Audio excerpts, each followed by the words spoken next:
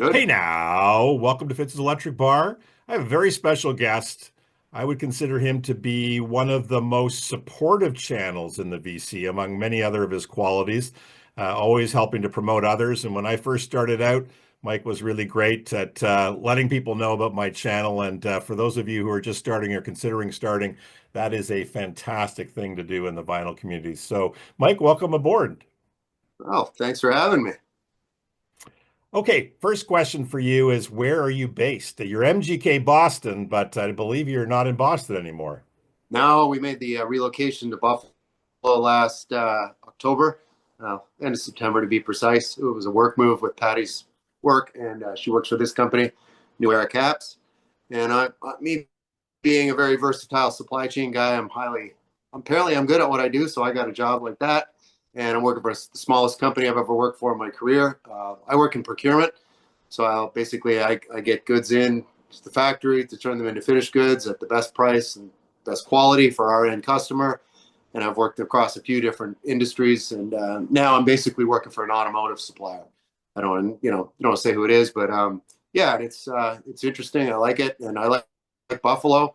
I'm not going to change the channel because the name because I've heard horror stories of people when they go to do any changes with YouTube, your content all of a sudden can disappear. So I'm MGK Boston, but for all intents and purposes now I am in MGK Buffalo. You can call me that. You can call me MGK Brockville, my hometown. They all start with a B. So anyway, that's about it. Yeah. So there we go, Buffalo. Okay. Um, when Ow, did God, you start your when cheers. did you start your channel? It's Friday. It is Friday. When did I Friday start it? cheers. That's a great question. I thought you might ask that one actually. I was driving in this morning to work on my nice 10-minute commute versus what I had before in Boston. And I thought, I wonder if Fitz is going to ask me that. And I had to think about it for a minute. And I want to say it was March 2021 because I started watching a lot of videos during the COVID thing in 2020. And then by 2021, I'm like, hey, I can flick the switch and give it a shot. So 4 years. Cool. That's great. Yeah. Um, why did you decide to start the channel? What was your motivation? Oh, I think it's just I love to talk about music, and then when I started to interact with others, well, I was interacting on comments before I had my channel, and I'd see the same names come up. And there was one guy I used to watch. He's still active, and I met him at a record show. He's from not Portland, Oregon, Portland, Maine. That's Jonathan, the Cheap and Cheerful Record Collector. He was one of the first channels I watched. Him and David Atkinson. Before David Atkinson was really active in the vinyl community, he just had like a music appreciation thing, and he does his travel videos. So I was watching those guys, and I thought, well, I'm going to give it a shot, and here we are. Just I changed the style of how I do things now. I just treat it more as free form. I don't overthink it. Like it. Um, what has surprised you about having a VC channel? What has kind of been something you didn't expect having a VC channel? Oh, probably the biggest thing. It's almost like hitting the lottery with friends because the older you get, and I think we're close in age. You're probably younger than me. Look at you. And Oh, don't know about but that. the best surprise that was overwhelmingly just actually getting on the phone with people and doing this like we're doing. People doing more of this now, and meeting up with people like face to face. I've done a couple of those, and then I had the party last July, and we're going to have it again. Um, Changes in itinerary because we're still going to be in the apartment. We don't get into our house until August, but we're going to make it work. This is a beautiful building at the front. There's an area. And anyway, all of that aside, I'm going to see these friends of mine, which is the biggest plus that I've had in starting the channel is making friendships. It's just at this stage in life, like I said at the beginning of this answer, it's harder to find common interests and commonalities with people. When you get middle aged, you get set in your ways, right? And if you can have a commonality like that, common interest, everything else, just comes together, right? The personalities and all of it. So yeah, that's the biggest. That's a Roger Ebert and Gene Siskel. Two thumbs up. Thank you. What other interests do you have in your life? What other things do you enjoy? So I was a long distance runner since high school, and the last marathon I did was in 2020. 2023, I did Boston Marathon, which was just actually be 2 weeks ago, this coming Monday. And interesting trivia on this one, the guy that won this year, his brother won back in 2012. First time any siblings or relatives have both won the Boston Marathon. So that was my big thing, running a lot. Up until that point, I was probably still running, well, when I wasn't training for a marathon, 20 miles a week. And then I had issues with my right knee and my IT band, just ripping. It's almost like a sciatic thing if I run too far now. So now I'm actually just doing a lot of walking. We live near this park here called Delaware Park. It's the same guy that designed Central Park in New York City. It's beautiful. I'm up there a lot. I just really walk really fast. I've never worn earbuds.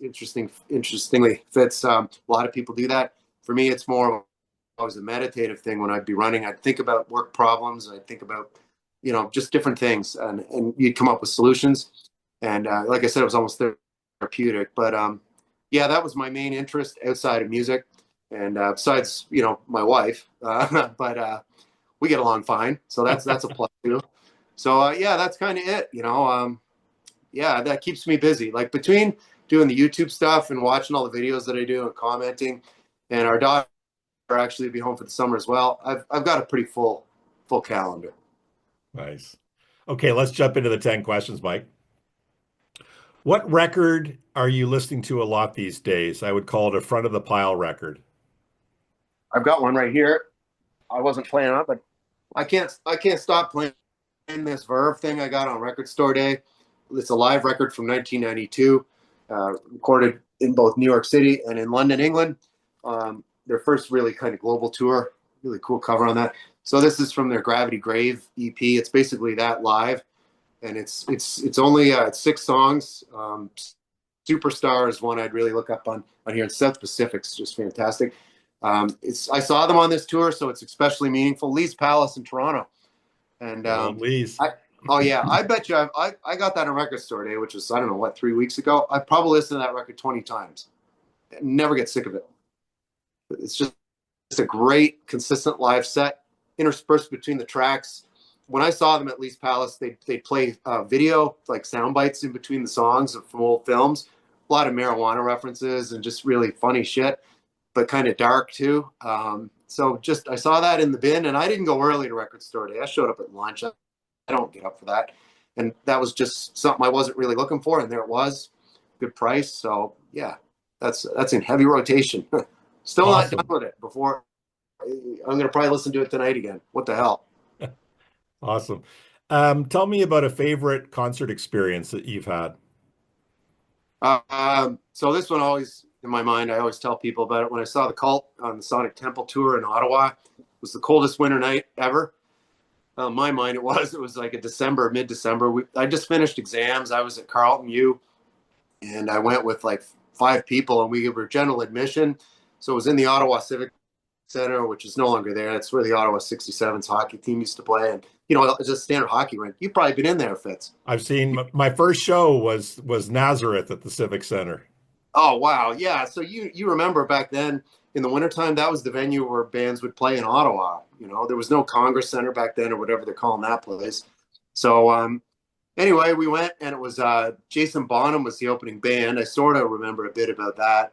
He don't remember his singer much, but they played a quick set. So then it was general admission, so we kind of got pretty close. And this guy that was with us, he was a lacrosse player, and he was a bit of a knucklehead. And then this guy he was pushing the lacrosse guy's girlfriend so he could get closer, and he warned him once or twice. And this guy's name was Keenan. I don't know where he went after university. It's one of those guys I just never saw again. He's never popped up on social media, but a real character, almost like a hockey player, like a Bob Probert. If you just look the wrong way, he's coming at you. And he just laid this guy out. He said, "I told you," and boom, laid him out. And then there was no security doing anything, and we had all this room all of a sudden. So, and that was about 2 songs into the Cult set, and they nailed it. And I've seen them 3 times now. I saw them last time was in 2022 in Boston, and Ian's getting up there, the lead singer. Him and Billy Duffy are the only guys left. But yeah, just terrific. And another honorable mention, probably Santana. I saw them in that would have been 94, up at the Kingswood Music Theater at Canada's Wonderland. First time I ever saw Santana. and it just blew me away. It was a great summer night. And yeah, so little fluffy clouds floating over that venue that night, if you know what I mean. I certainly do. Yeah, so anyway, there's a couple of good ones. Awesome. Tell me about a favorite Bowie record for you. Bowie. Believe it or not, I kind of like the 80s stuff. So probably 1984, Let's Dance. I know that's going up. Some people are like, what? Like, and side two of that record, like Ricochet, that's just a brilliant song. Like China Girl, it's an amazing single. I really love that record. And I think that's probably because in that year, wherever that came out, 83, 84, I knew Scary Monsters before it, but I was pretty young. I was like ninth grade. There was a radio station in Ottawa at the time, Shea 106, that used to play a lot of alternative-ish stuff back then. It was a progressive FM station. And so those two, probably Scary Monsters and Let's Dance, are equal to me. I don't know if they were back-to-back. Were they, Fitz?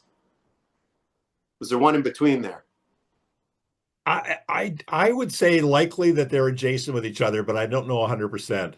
Yeah, so yeah, both of those 80s guy, my era. And yeah, certainly some of the stuff from the 70s I like. I have a copy of Space Oddity, actually a nice British pressing of that. I got in a collection. I wasn't even looking for it. That's a good record. Funny story about Bowie. We went to Amsterdam in 2005.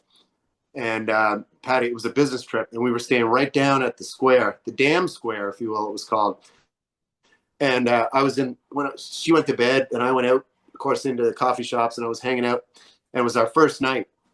She was tired from the flight, I remember, and I'm like, I'm going out. And I met this couple. They were actually from Rochester, New York.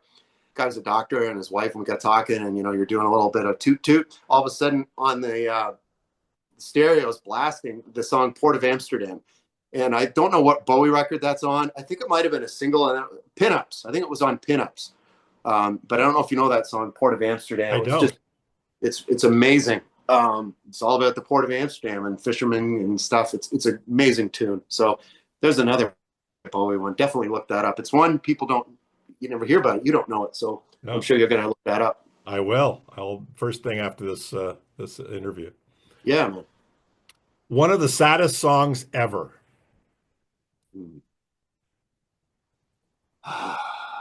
That's a tough one. Maybe the Hollies, like He Ain't Heavy, He's My Brother. That reminds me, because when Terry Fox died, you remember, of course, who Terry Fox is. Yeah. The non-Canadians watching this will have to look him up. But I remember when he died, and we were watching a documentary. It was probably there's this documentary, I think CBC did or something. It was right around when he died. And there was a shot of his brother, and it was in the high school where they both went, and the brother walking down the hall. And it was this really sad moment. And yeah, I don't know. I haven't thought of that in years. So I don't know. It just came up with memory banks. But yeah, that's a nice song, and it's got a meaning. So whenever I have a Holly's Greatest Hits album, and whenever I play it, I think Graham Nash was in the Hollies, right? Yes. Yeah. Okay. Yeah, that's one of those bands I just need the greatest hits. But that's a meaningful and sad song, if you will. Great choice. One of the most joyful songs ever.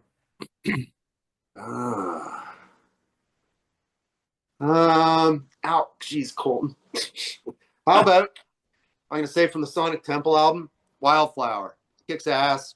I just want to party. I feel like I'm on a motorcycle driving through the desert. Yeah, I'm just rolling up to some desert bar, and that's blaring, and I'm having one of those. So Wildflower by the Cult. Anything on that album is good in my mind. Perfect. Yeah. Okay, so it's early in the morning. Patty is out. You've got the house to yourself. And you come down, you get to your stereo. What's the perfect first record of the day?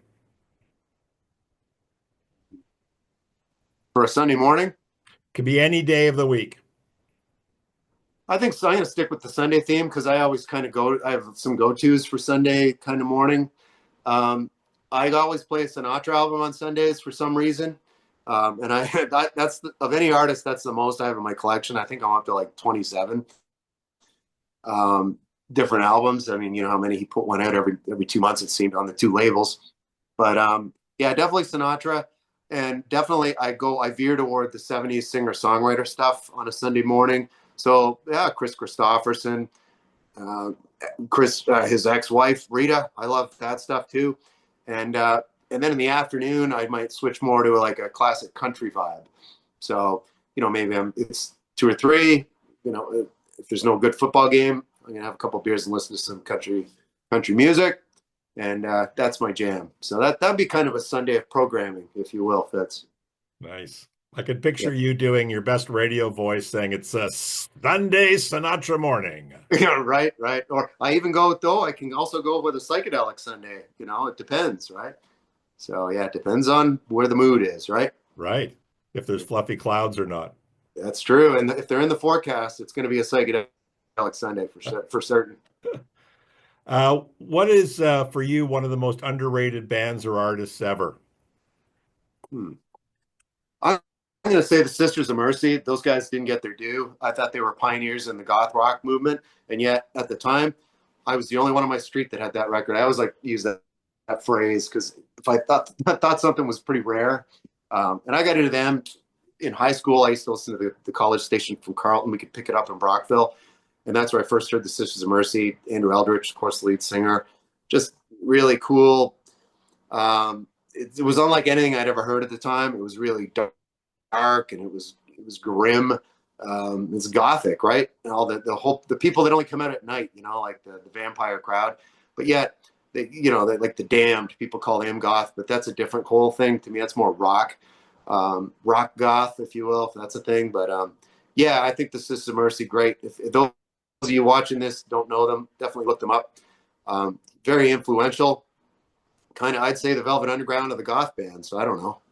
You could say that because everybody says, yeah, the Velvet Underground influenced a million bands, right? Well, the Sisters of Mercy clearly didn't do that, but they maybe a lot of inspire that kind of music. I don't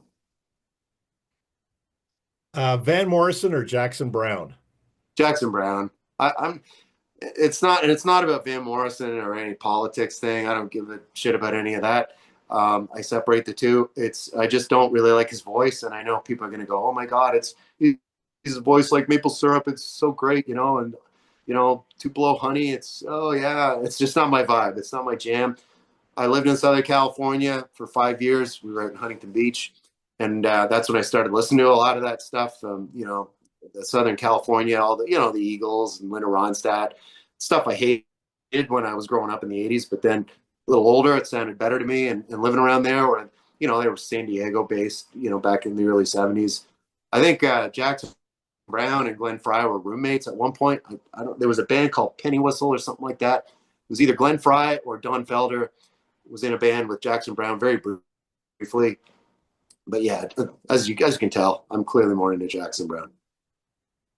Joni Mitchell or Aretha Franklin? Aretha Franklin. I'm not a Joni guy. Again, that voice is like, on the chalkboard to me. And Aretha's got the soul. I'm in it for that. I only have a greatest hits, but yeah, respect, right? Perfect. 3 must-have desert island discs that you would need to take with you. All right, I'm gonna say the Cult Love. I'm also gonna say, can I pick a really exceptional compilation? Oh yeah. Sisters of Mercy, Some Girls Wander by Mistake. It's a compilation because they didn't release a full-length LP for the first 2 to 3 years of their existence. They did these 3-song EPs. So that thing, I think you could get it on vinyl. It's a double, and I have a double CD that I bought because I was buying when that was issued around 1991. I was buying CDs at that point, so I have a CD copy of that. And for the third one, I'm going to say April Wine, Nature of the Beast, because that was such a huge record for me. Another one in middle school, and that was my very first concert at the Ottawa Lansdowne Park at the Ottawa X, where the Rough Riders used to play. Yeah, I went to that with my uncle. Took me to that, so I was young. I was about 13, and so yeah. And Luba was the opening act. I don't know how I remember that. Remember her? I do. Every time I see her picture, I cry. Right? There's a sad song. Yeah, but that's just great, And when they played "Oh What a Night," even though that's not on Nature of the Beast, they had all the the police lights on top of the amplifiers, and being young, I was like, oh, this is just wild, So anyway, yeah, there's 3.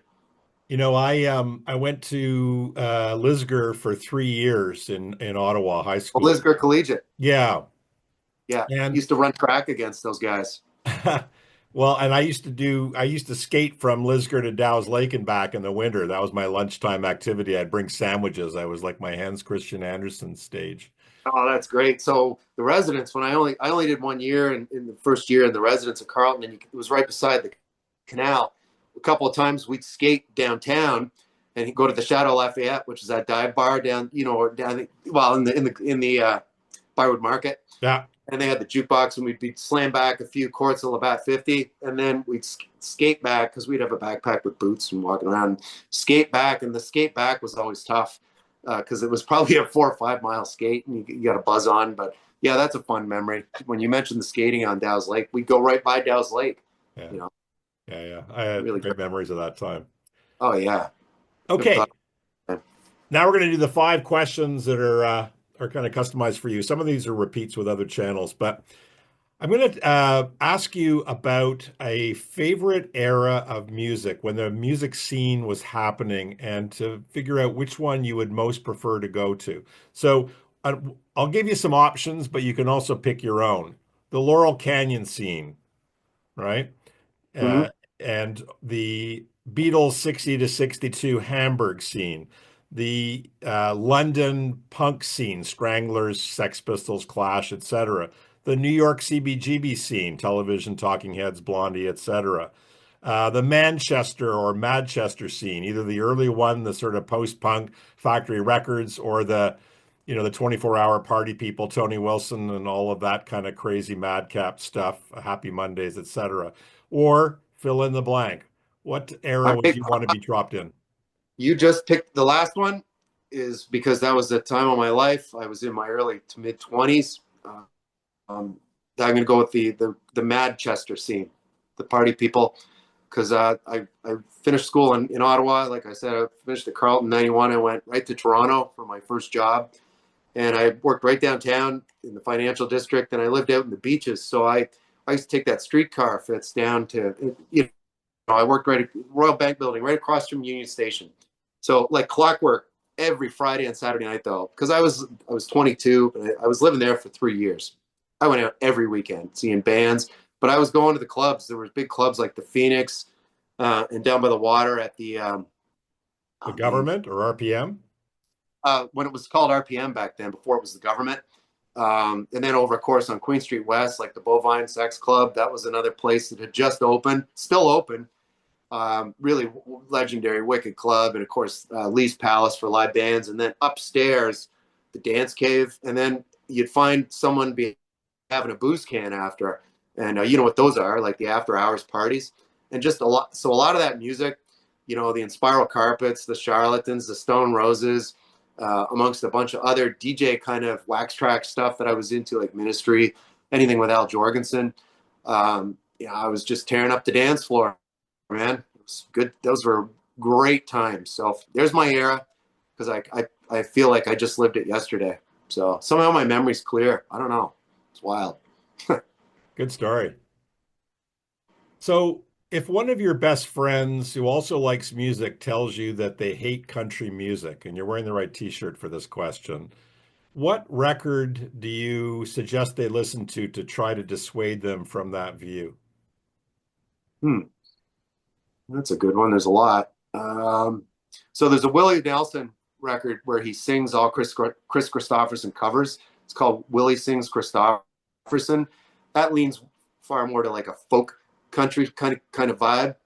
But there's that, and I would say, just because another example is because it's a really good crossover album, is The Highwaymen. So that's Waylon Jennings, Willie Nelson, Chris Christopherson, and Johnny Cash all together, all the great harmonies, and it's got some kind of boozy, soaked in booze kind of quality to it. You feel like you're hanging out and just kick up your boots, right?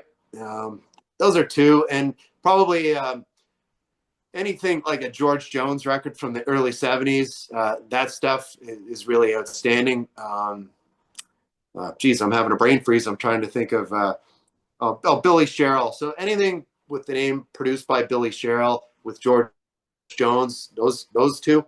plus Tammy Wynette, her output in the early 70s, not to give a specific example, because probably if you went from 1970 with either George Jones or Tammy Wynette, because they were married at the time too, they were doing a couple of records together and a couple on their own, of course, 2 a year on average with these country people at the time because of their contracts. But either of those, that would, if that doesn't turn you, you know, that's the real twangy. But also, you can move forward. The first Sturgill Simpson record called Meta Modern Sounds in Country Music, that one came out around 2009. Then he veered off and he got a little more experimental. But the first Sturgill Simpson album, Meta Modern Sounds, that maybe of all that I've listed here, because it's more modern, might veer somebody more into the genre, because it's a traditional, it's not new country. That first Sturgill album, it's got that whole early 70s outlaw country vibe. But yeah, that's a 5-star desert classic, that one, that Sturgill album. That's why I was disappointed with his later output. I wish he'd do more traditional country music, but yeah, it is what it is. That's a long answer. I'm sorry. Good answer. And if none of those stick, then the person, your friend, is a lost cause. I guess so, right? Well, some people are like emphatically anti-country, and they refuse to open their ears and their hearts to anything that's country sounding. Yeah, and I was one of those people, and then I kind of got turned on to it probably in the early 2000s. I was a late bloomer with it. Just like the older we get, it's a buffet. Oh, I didn't try that before. Oh, it tastes good. I'll go back and try some more. And the next thing you know, you've got a shelf here of the genre. Okay, so next question for you is, what song or band really typified your high school years? Well, I could say a couple, so that era, basically, I went from, Kiss, that kind of thing, and, REO Speedwagon and Journey. And then when I got into grade 9, all of a sudden I discovered this alternative music coming from Ottawa, like that station Shea 106. It wasn't deep alternative cuts. It wasn't like CFNY, but it certainly better than they are today. Bands like the Stranglers there for the first time, for example, that album Oral Sculpture. So to define that era for me, early Simple Minds, the Smiths, the Clash, Susie and the Banshees. Big fan of Susie and the Banshees. Saw them only once. My second year in Ottawa, I went up to see them in Montreal at a place called Theatre Saint Denis. She was just beautiful, and what a great performance. Yeah, hot goth chick, right? There you go, Susie Sue. But any of those bands, you could, if you were over at my house and I was having people over, as I used to say. Basically, Fitz, if my parents went away, like to the cottage for the weekend, Mike's having people over. It wouldn't be a rager with 50 people, but you could count on a dozen of the usual suspects, and a lot of those records would be playing. And most of my friends, it was a weird group. There was a couple of like jock types, and then I was a mix of jock, and I like to wear kind of look like the look, right? I had a leather jacket, the black leather jacket. That was my vibe, like Dave Gahan at Depeche Mode, and I wanted to look like that, or Ian Asbury with a paisley shirt. So that's my jam in a nutshell. Nice. Those are good roots. Yeah. Name a really good rock biography or autobiography book and/or music documentary. So as far as books go, there's a book called Bill Graham Presents. I can't remember who wrote it. I read that in the mid 90s. All about the concert promoter, of course, the guy that owned both Fillmore's and the Winterland Ballroom in San Francisco, the legendary Bill Graham. A friend of the Allman Brothers, the Grateful Dead. A lot of black artists that weren't even playing with white artists. He was a pioneer with that. And he's got the famous line at Woodstock, "No one gets in here without a ticket," but yet they did. He wasn't involved with that. But it's funny in the Woodstock documentary when you see Bill Graham, he's like, "This is a disaster. If I was running this, it would be much better," and he was totally right, because he was both a businessman and a music lover. So, so many bands owed their existence to Bill Graham in a good way, though. By all accounts, he wasn't an asshole. And that's a really good book. It's a long book. I want to say that's at least 500-page book. But when I was purging stuff over the many moves Patty and I have had, I've gotten rid of a lot of books, and I don't have that anymore, I'm pretty sure. because books just take up too much room. And once I've read it, I'll pass it on to somebody else. But I have very few left, Fitz. And as far as documentaries go, the two-part by Penelope Spheris is her name, from California, The Decline of Western Civilization, Part 1 and 2. Forgive me if I get them inverted, but one is all about heavy metal and one is all about punk rock, both in LA. And so when I lived in Huntington Beach, it's funny, some of the people I worked with that were from Orange County, grew up there. You know, one guy, he knew Mike Ness, right, from Social Distortion. They both grew up in Costa Mesa, went to the same high school, and Costa Mesa was the next town over from Huntington Beach. And I was working in Santa Ana, right in the barrio. Like I worked for a paint company, and they started there when there was nothing there, and then it became the barrio. And so anyway, yeah. So I'm rambling, but yeah. Anyway. Yeah, those are good. Yeah. And final question for you: what's the meaning of life? Well, it's certainly not the number 42, right? Geez, I don't know. The meaning of life, I suppose, depends on who you are and how you define it.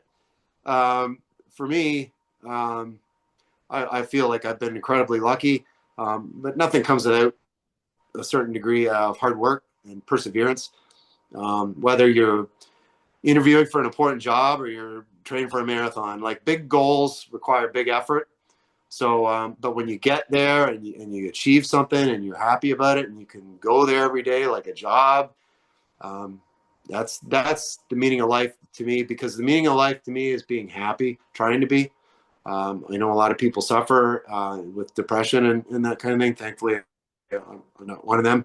But it's just, yeah, that's how I get up every day. It's like, if I'm not happy with something, I'll change it.